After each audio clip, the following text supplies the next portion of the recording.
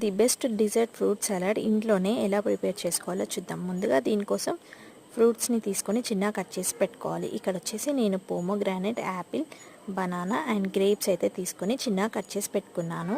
ఇప్పుడు స్టవ్ పైన ఒక ప్యాన్ పెట్టుకొని దీనిలోకి 750 ml పాలను తీసుకొని వేడి చేస్తున్నాను. ఇప్పుడు ఒక బౌల్లోకి 2 నుండి 3 స్పూన్ల కస్టర్డ్ పౌడర్ తీసుకొని చల్ల పాలు కలిపి పౌడర్ అంతా కరిగేలాగా కలుపుకోవాలి.